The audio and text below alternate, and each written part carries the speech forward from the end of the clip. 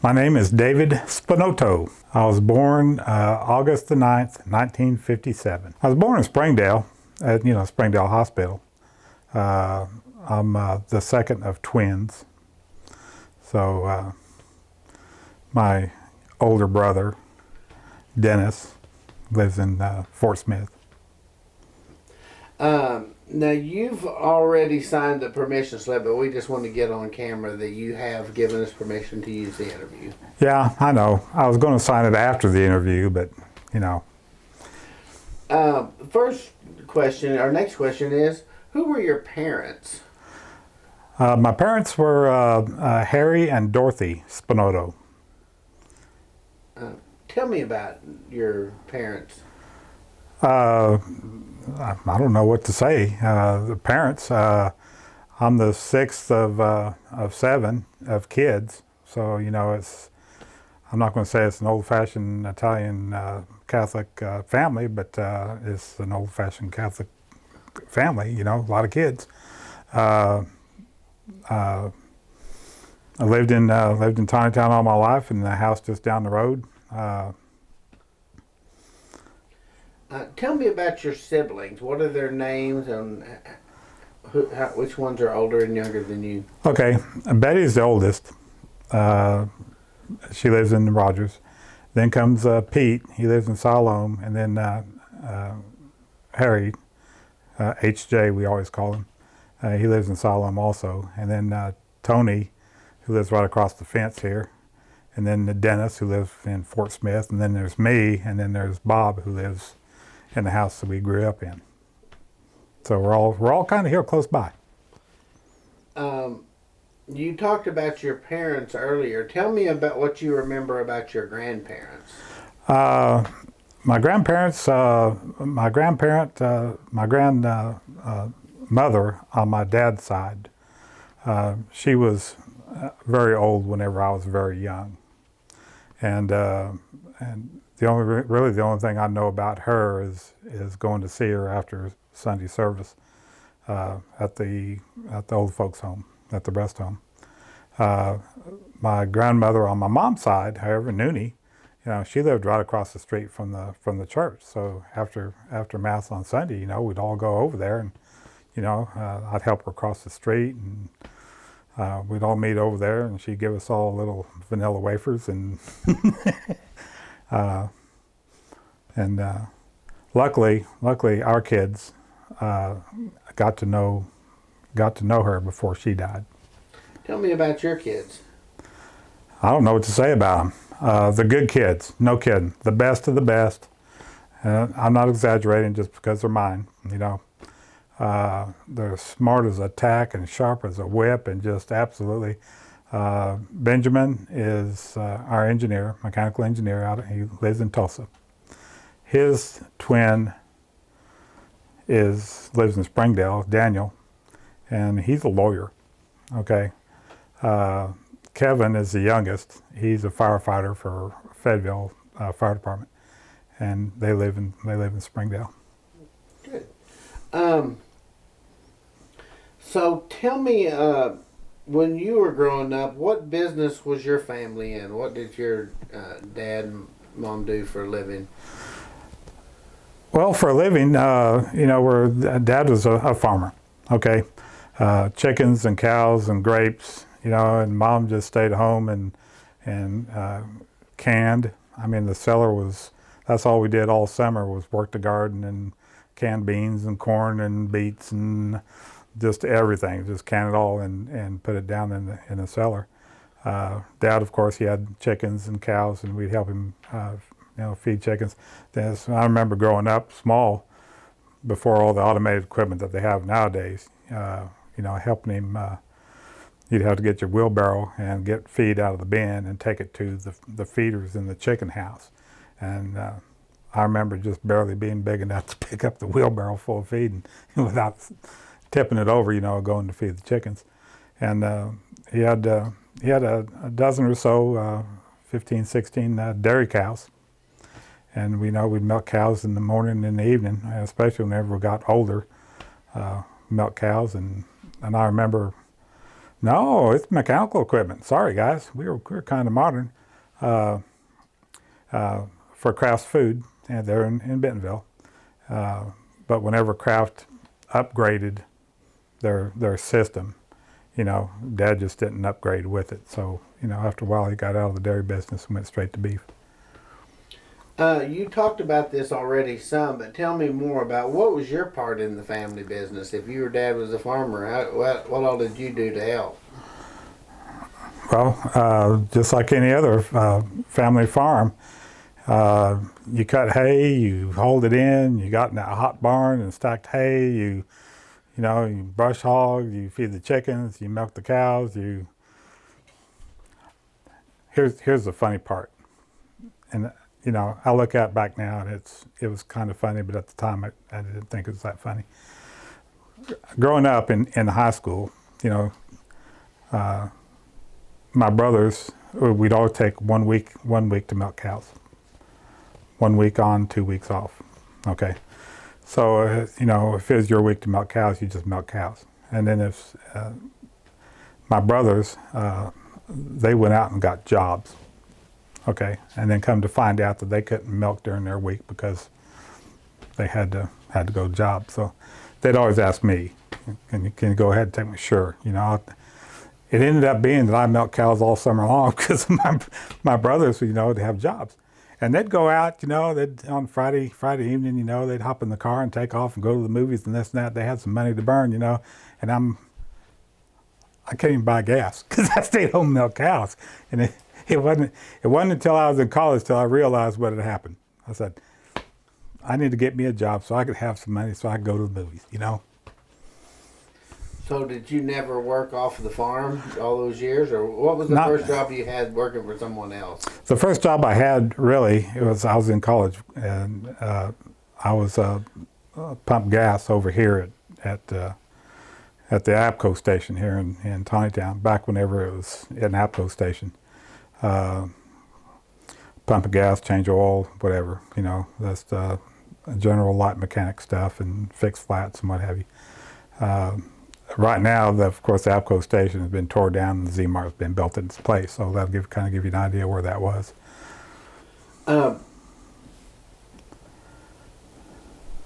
What were your earliest memories of Tontitown? I mean, when you would come into town to trade or to buy stuff or to go to church or whatever, as a kid, what are your earliest memories of Tontitown? What was the town like?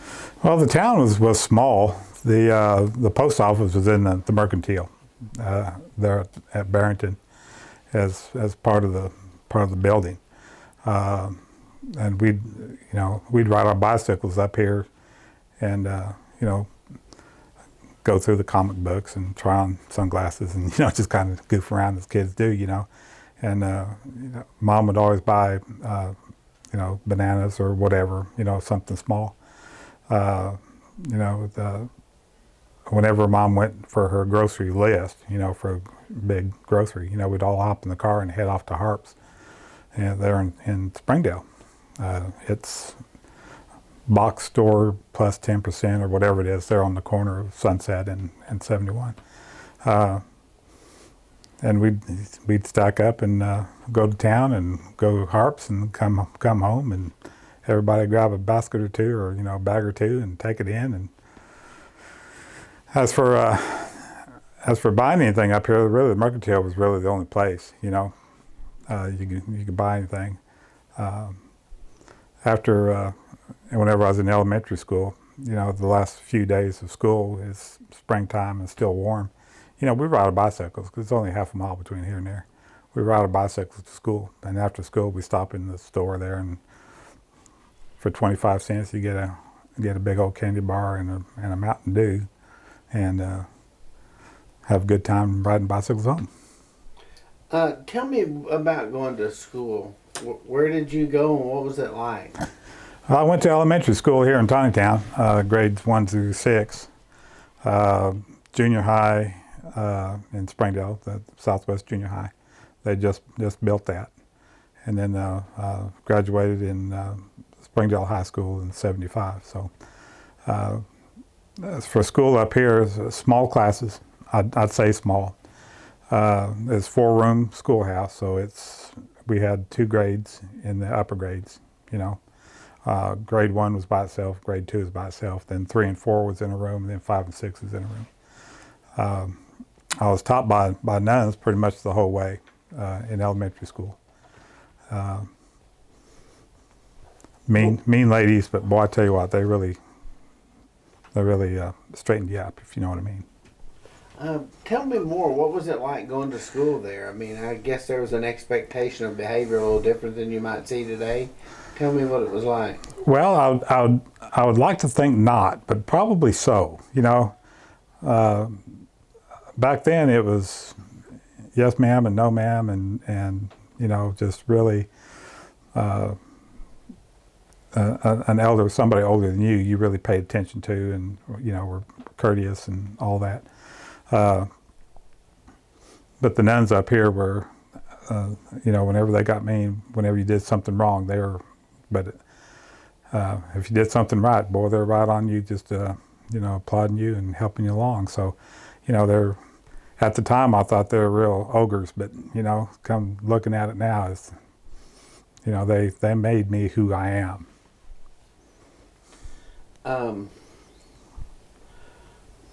We talked earlier about some of the stores and businesses you would go to.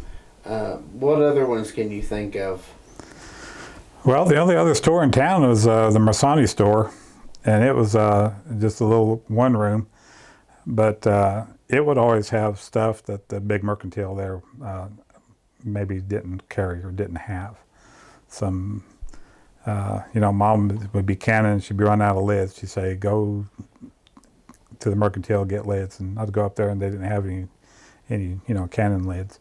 So I'd just go across the street over to the Mersani's there, and they had some. So, you know, it's nice to have 2 places where you get stuff like that, but that's pretty rare that the mercantile didn't have what you were looking for.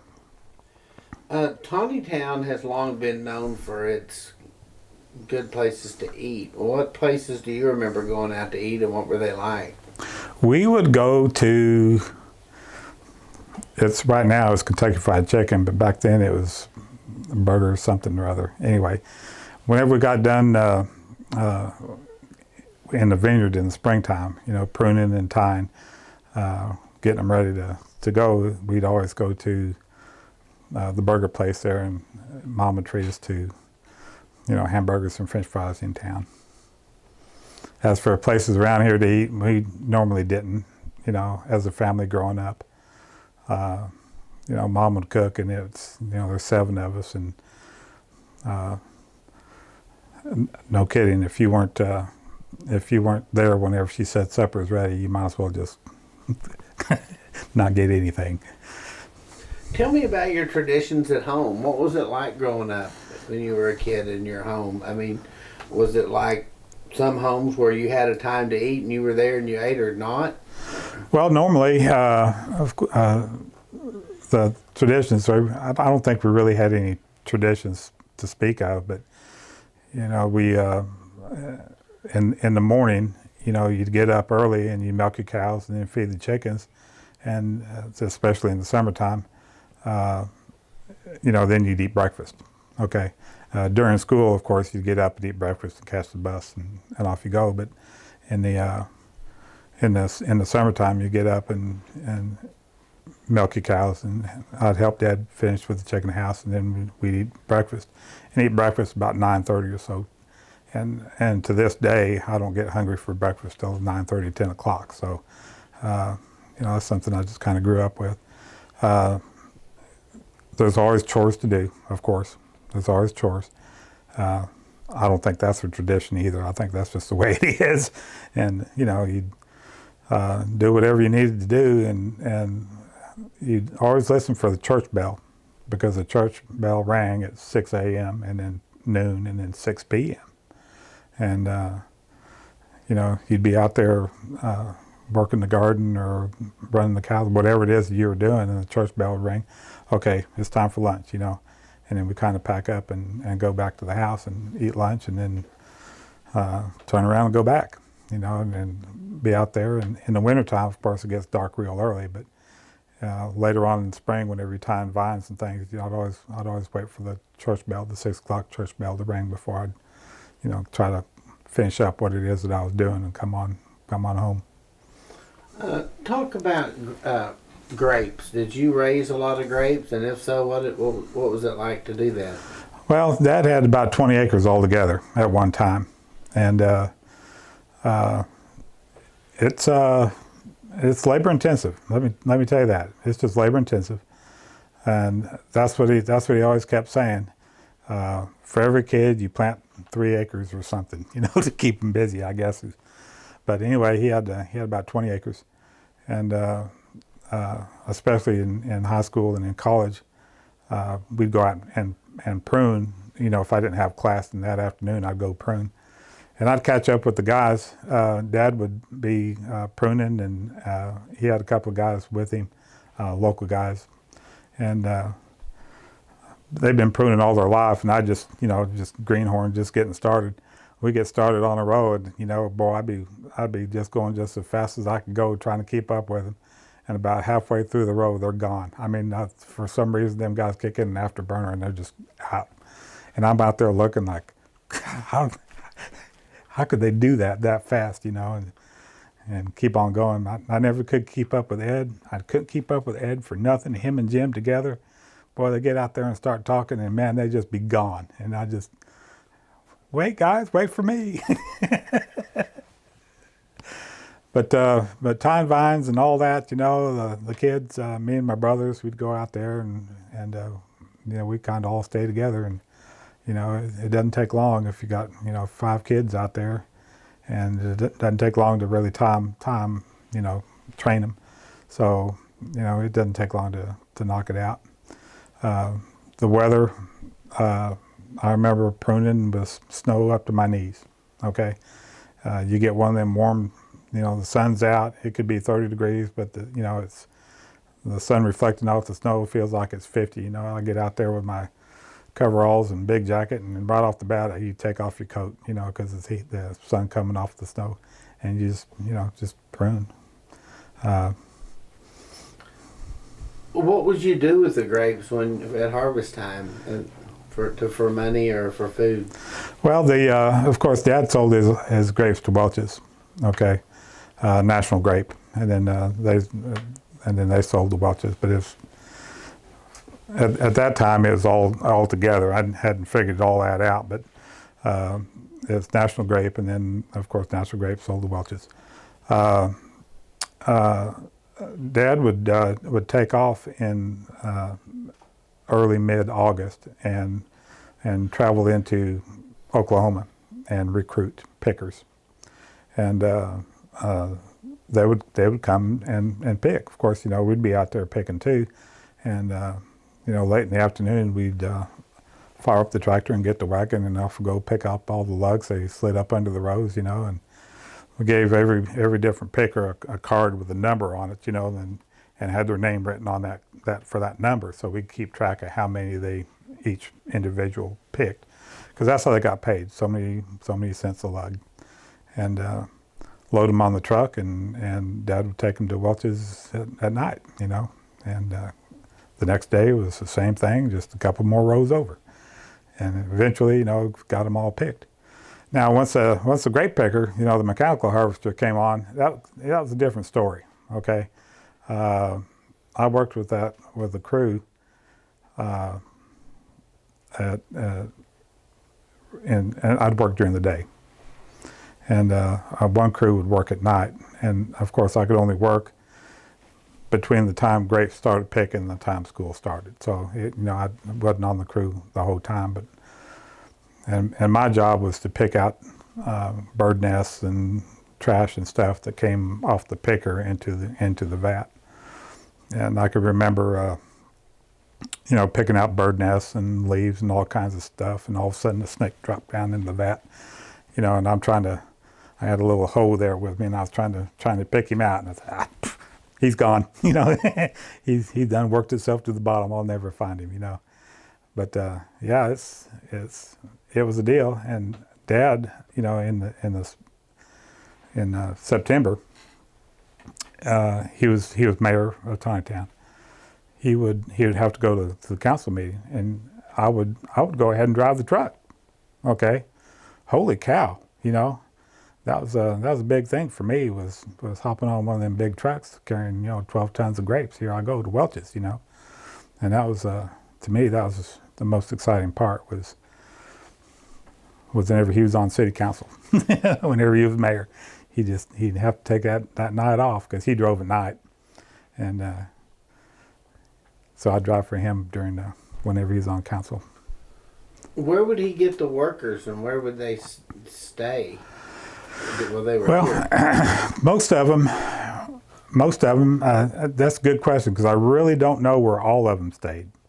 Okay, we had an old shed, an old house. It's the house that Dad grew up in, right across the road from where he built his house, and we'd always have at least one family, kind of stay in there. But the rest of them, I don't know. I'm sure that they didn't drive back and forth from Oklahoma every day. I suspect that they found someplace. I don't know. Good question.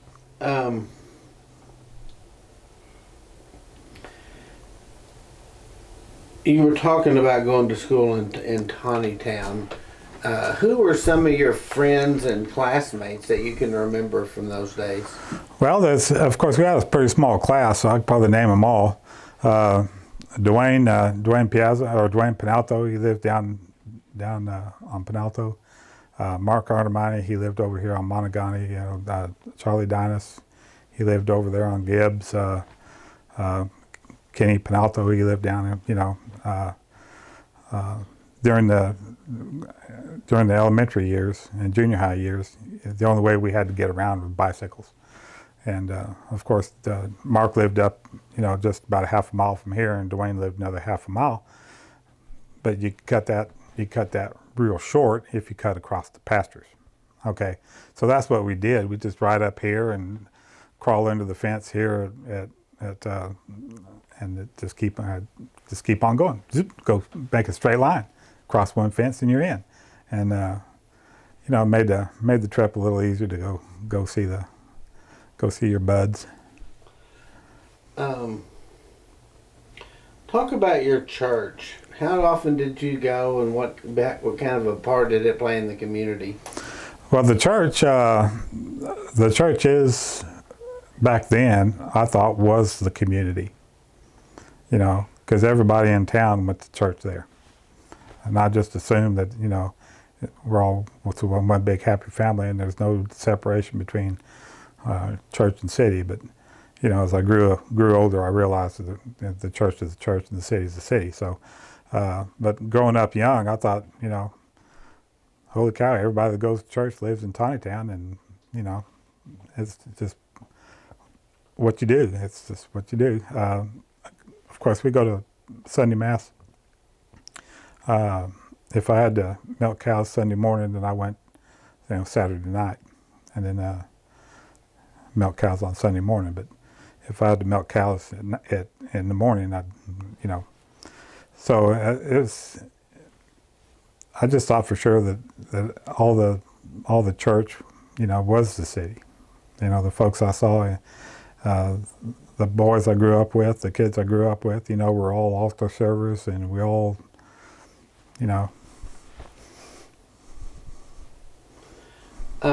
Well, who were some of when you were a kid running around in Tontitown and going to school and stuff, who were some of the prominent people in the community, some of the adults that you remember besides your family, that maybe people that were you looked up to, or that you knew were well known in the community? Well, that's everybody older than me. Dad was the mayor, and just anybody pretty much older than me. The Penaltos, a bunch of them. There was Uncle Gabe and Edward and all those Penaltos, and Philip and all those guys, Penaltos there on the south side, and all the Artemides and, the Poses and all of them. They're all, to me, they're all, Leon Zupo and the whole bunch, all of them. I just thought they're, everybody all worked together and everybody was, and back then, I think that's the way it was. Everybody kind of all worked together. I know stopping at the Mercantile, to get my Coke and candy bar after school, riding bicycle, or even better, early in the morning, they'd all be in there talking about the world business and whatever it is they, all the old timers do whenever they get together first thing in the morning. And I just do my stuff and move on. Everybody, even the ladies, the Bostonelli sisters and Angela Losry and all, anybody really older than me, yes ma'am, yes sir. You touched on this a minute ago. Who else? Where were the places that the adults went to visit, to catch up on the local news? Yeah, of course. Yeah, I'm sure they all got together in the morning. Some of them got together in the morning, at the Mercantile. They do their cows, they do their chickens, and then off to the Mercantile they go, and get caught up on the latest whatever's going on. Maybe they're there to buy plumbing parts or electric parts or whatever for their farm. Who knows? But they'll sit up there on them dog food bags and talk shop, and of course they're talking Italian, and I don't know any of that, so I, let them do their business. As for us kids, doing stuff, they built the park in 60 something. I can't remember.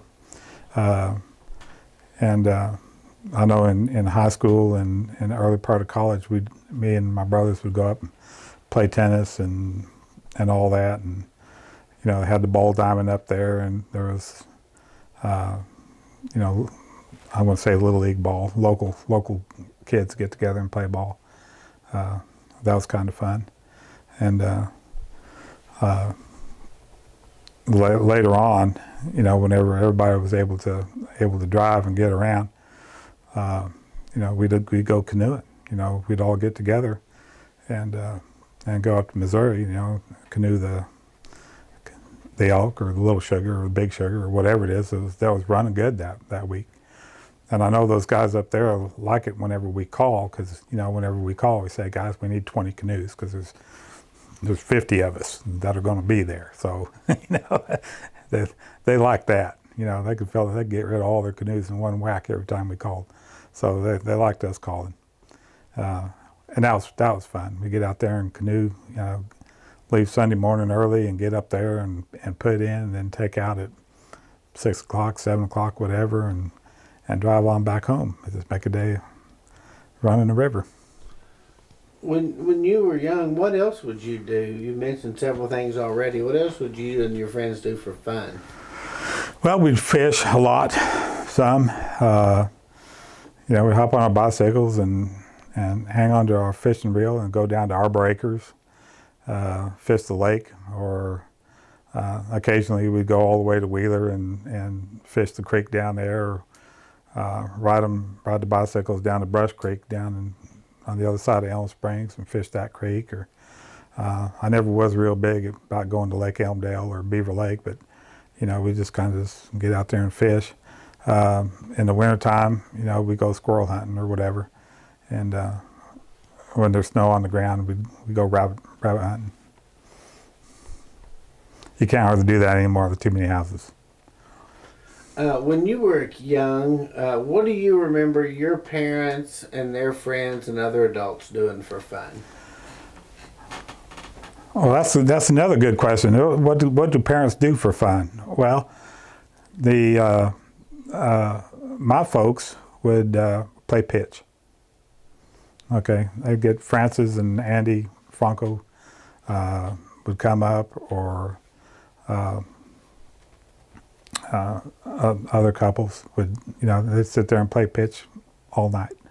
And of course I was small and didn't understand card playing and pitch, but after watching them for a couple of years, you kind of pick up on some tricks, okay? And now my wife won't play pitch with us because she thinks I'm cheating. Anything else you can think of they did for fun besides pitch and card games? Not much, not that I know of. The being a farm and being, having that many kids, there really wasn't that much downtime, if you know what I mean. I don't remember all of us piling in the car and going to a movie or anything like that. I don't remember that at all. I mean, maybe we did. I just don't remember. But occasionally on the weekends, Dad or Mom would take us to the movie house down in Fayetteville. But that was something that had to be on that was really worth watching. But most of the time, I just hop on the bicycle, and me and my brothers hop on the bicycle and down the road and under the fence and go see Dwayne and Mark, and just kind of all gather up there and make a day just running bicycles up and down the road. How do you think all those hard or working days on the farm, how that affected your work ethic today? Are you kidding? That is, my work ethic today is based on how I grew up. And it was, if Dad caught us sitting down after school, he'd be after us, okay, with a stick, with a belt. All right, no bueno, guys. You get out there and you get home, you change and do your work clothes, and you go hit it. And so that's, yeah, and I'm surprised, because the folks I work with, how long is it going to take you to do this? Well, if you leave me alone, it'll take me 30 minutes. If you stay here and talk to me, it'll take me an hour. Just get out of my way, let me do my job, and we'll get done. So, I'm not saying nothing nasty about the young kids growing up nowadays, but you could look at them, and that work ethic is not as prevalent as it was back in my day. What do you remember about going to the annual Grape Festival? I know you've been to lots of them, but what was it like when you were a kid, and what changes do you remember over the years? Well, the changes in the Grape Festival, or going to the Grape Festival, was a real treat. Okay, because we live so close. We just live a half a mile from the church. So, in the morning, we'd hop on our bicycles and go pick up trash. And right before the Grape Festival started, we'd all get together, me and my brothers. We'd all get together and make us a little trash picking up stick. Drive a nail into a little 1x1 board, and so you wouldn't have to bend over to pick up paper cups. Just snap them, put them in the bag. And we'd always push and shove to get the broken shovel handle, because that was the ideal stick. Otherwise, you'd have to have to find a 2x4 or something, that's just the right length, and so we'd go up there and pick up trash. And then after we got done picking up trash, we ride bicycles around the sidewalks until noon. The bell would ring, and off we'd go back home for lunch. And Mom would always say, you got to have a nap before you go back up there. No kid's going to take a nap knowing that they're going to the Grape Festival, And so you just kind of sit there in bed and kind of walk around until about 4:30 or so. And then you hop up and go, and ride the rides. And, we didn't have a whole lot of money. Us kids didn't have a whole lot of money, but we got free tickets for picking up trash. So we'd use those tickets to go ride the rides and to have a good time. What other jobs did you do at the festival over the years besides picking up trash? Everything. Nothing. I was, other things that I have done at the Grape Festival. One year I was chairman, believe it or not, chairman of the Grape Festival, and that was a real exciting year. We had just changed priests at that time, and there was the priest that was moved out was a real micromanager, okay, and he pretty much told us what it is that we're going to do. But the new priest came in, of course, we were neck deep in planning and ordering, flour and eggs and all that stuff, and he had no idea what was going on or how it was all going to go together. And I just sat him down. I said, the best thing you could do is just sit down and watch and to think about it, and then next year you could be more involved. I mean, right now we're getting ready to make spaghetti. The flour's been ordered. I ordered my eggs yesterday. The only thing you do now is come and say a blessing every time we start making spaghetti. All right, if you do that, then we'd be okay. Putting up and taking down stands. I worked in the kitchen as a swamper for years. And then after I was chairman, they moved me up to car tickets. The easy job. So what's a swamper? Oh, they go around and pick up, after everybody's done eating, you go pick up all the plates and clean the tables and clean the seats and, take out the trash and, clean up behind everybody. So the faster we clean up, the more people they can move through there, is what they keep telling me. So, we had to be kind of Johnny on the spot whenever folks got up and left. You need to be right there cleaning up, getting ready for the next one. What other local events do you remember over the years? I know that there's the Heritage event in the park, and you have bocce tournaments and different things. What other events besides the Grape Festival do you remember over the years that were big deals in town? That's it. The biggest deal, of course, in town was the Grape Festival. And it wasn't until just a relatively short past that the Heritage Days and the bocce tournament and all that stuff got started. My kids were probably early teens whenever we started the bocce tournament, and they got me to go play with them one year to make a four-man team. The first year, I think. Of course, we didn't do any good because I can't throw worth nothing, but we had a good time anyway. What do you remember over the years watching people play that game? Did you grow up around people playing it a lot, or what? What do you remember? No, not really. The old bocce court was outside of town and in the back of some guy's yard. Okay, and maybe once a year, I'd hop on a bicycle and cross 68 back whenever it was 68, and go watch them for a little bit. But whenever they built the bocce court in town at the park, I'd go up there on Saturday sometimes if I'm not working and go watch them play. The strategy they use isn't the strategy that I use, so I really hadn't figured out their strategy. To me, just throw a ball down there and the closest one counts. So, but the folks out there who play bocce every weekend, every day, they got it down. They got a strategy and they know where to put them, and they pretty much put the balls where they want them, and good for them. Talk about your time with the city. I know you, sometime after college, you came back and went to work for the city and were involved there for many years when the city grew quite a bit. Right. When did you get involved with the city, and kind of what do you remember about that time there? Yeah, my time with the city, I kind of wanted to get involved with it.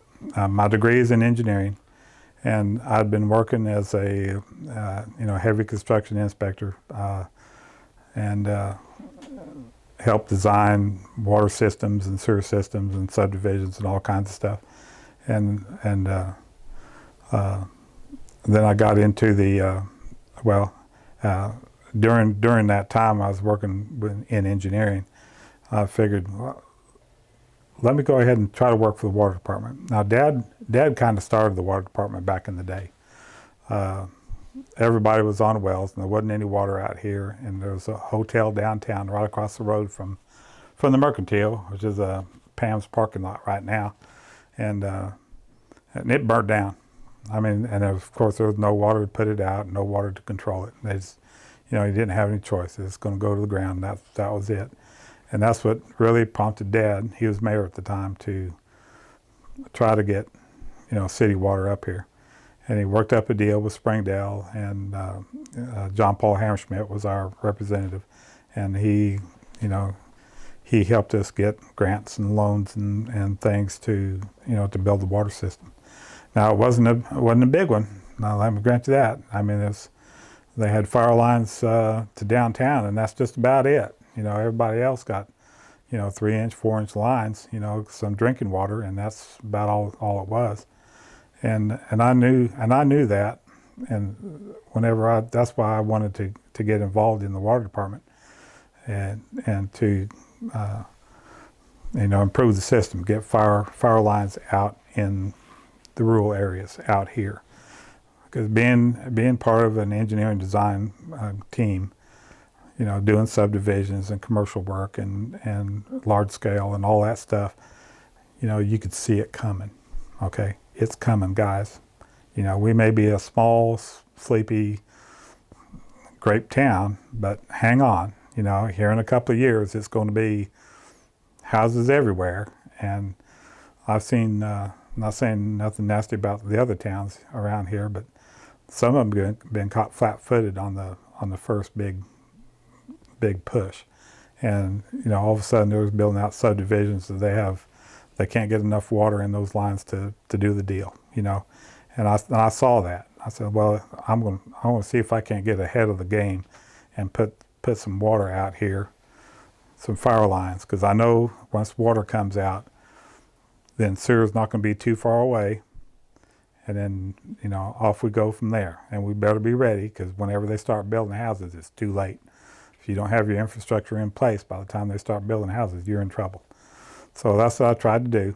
I was with the water department for, I don't know, 10 years or so, 12 years, I can't remember. It's been a long time. And got a 1-cent sales tax passed dedicated to water and sewer improvements. And we used that money to spread, big fire lines. And we got 8-inch lines out here in front of the house. Holy cow, that's enough for a couple of fire hydrants. So working with the fire department and, with everybody else, we trying to lower our ISO, fire ratings and all that stuff.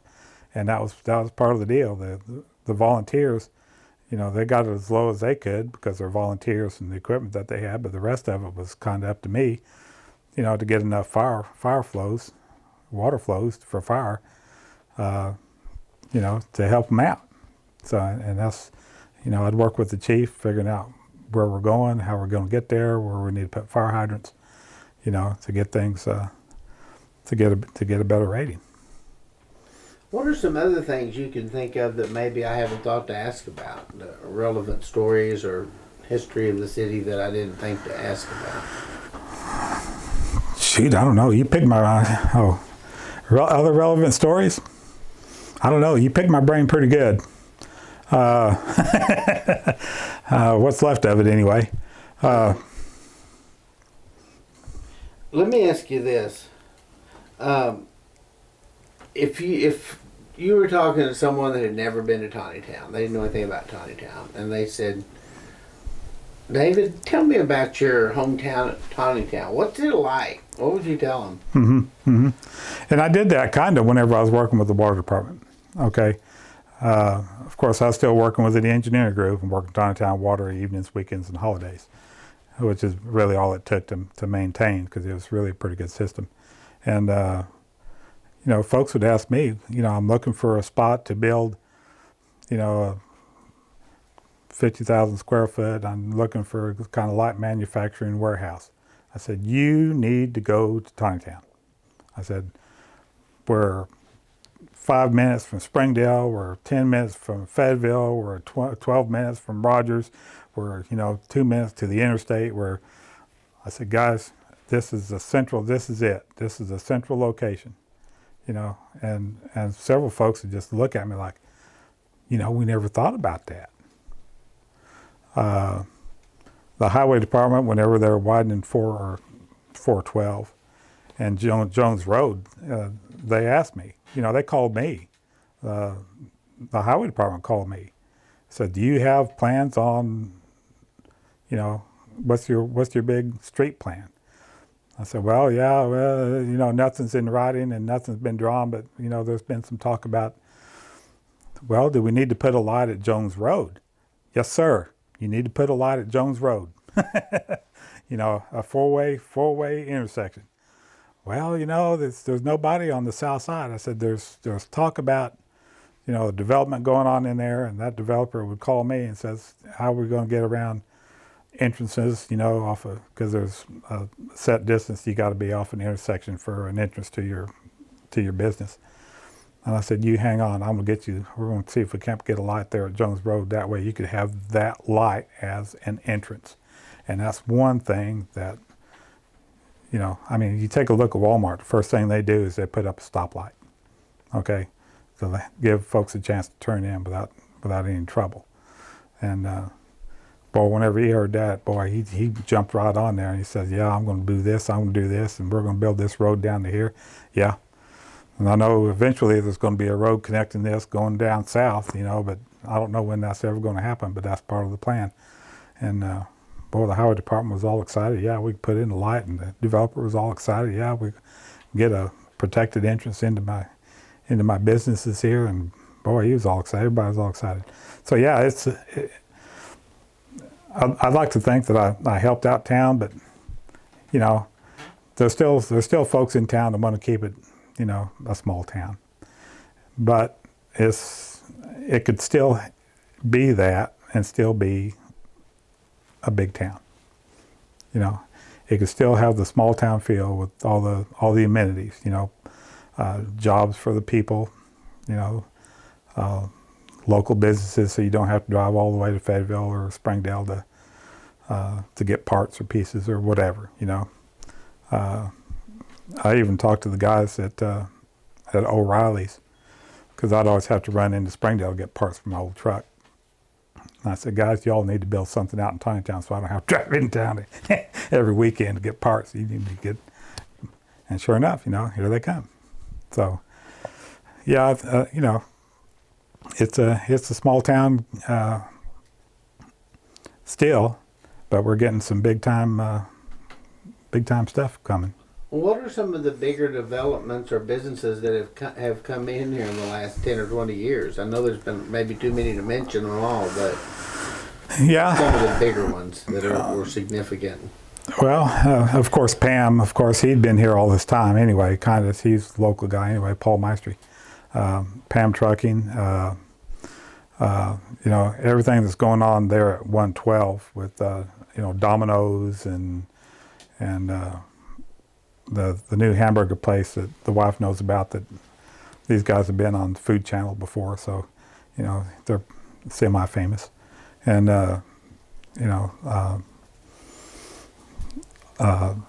they're on the north side or the south side of 112 there at 412. All that warehouse and Coca-Cola and water products and all those guys. We've got businesses here at the tractor places, John Deere, the Mahander place. All have come in since I was a kid. So folks are realizing, I think, that this is a pretty good spot, centrally located. Once all the roads are built, then it'll be easier to get in and out, I hope. If someone asked you to finish this sentence, how would you do it? My favorite thing about Tontitown is the people, okay? I'll be real honest with you, it's the people, okay? We got neighbors up here that moved in a couple of years ago, and I see them walking down the road.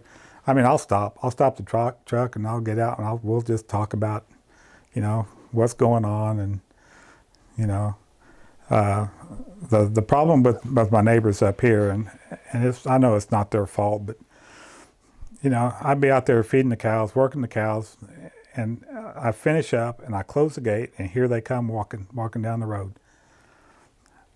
That's what I like about good neighbors, I tell them. This is what I like about good neighbors. They always show up whenever the work is done. I said, one of these days, I'll catch you early, and then you can help me work the cows. Or what do you want to tell me that I haven't thought to ask? What else can you tell me about Tontitown? well, the only thing I can say about Tontitown is that it's a small town. It's going to stay small or feel small. Okay, that's the key. It's going to feel small, even though we've got, you know, all the amenities of any bigger town. Like I said, it's a hop, skip, and a jump. You're in Springdale. It's, you know, 12 minutes. You're downtown Fayetteville. It's really a centrally located, small town feel place. Everybody knows everybody. I mean, my cows got out the other day. Had one get out. You know, the neighbor gives me a call. Your cow's out. You know, how often that's going to happen in town? You know, my cow get out, somebody's going to run over him, and then I get sued for fixing his car. So, you know, the neighbors up here, everybody, like I said, we all kind of work together. We pretty much leave each other alone, but you know, whenever you're in trouble, they're right there. A lot of the old timers we've talked to said that back in the day, you couldn't really make a living here. You had to go to Oklahoma or Tulsa or somewhere to set tile or to work in the mines or Right. somewhere to get some hard cash, Right. then come home on weekends. Right. How has that changed, if it has? Well, it's changed, okay? Because back in the day, my granddad's day, say, you know, I'm not going to say 100 years ago, but, you know, at least 90, you know, we were out in the middle of nowhere. I mean, Springdale was just a little two-horse town, okay? And the only place that the immigrants could get cash, but back then you still needed to have cash, you know, they would work the mines over in Oklahoma. And they would come home in the winter and prune the grapes, and off they go. And then they come back in the fall for a little bit and pick the grapes, and then back they'd go. And I guess that's probably how come everybody's birthday is always in August. Okay, they came home, picked the grapes, and did their business, and then went back, and you know, come August, everybody's having kids. So August, September. But nowadays it's not that way. Okay, if you need a job, there's jobs here in town. You know, I don't know what they pay because I don't work here in town, but there's jobs in Northwest Arkansas that are being left unfilled. You know, well-paying jobs. So, and that's really what's happening now, is that everybody's building out here, and they're working at Walmart or JB Hunt or whatever. You know, and we're going to turn into a bedroom community. But I still feel like we're going to end up being kind of a small town. I hope have the small town feel anyway.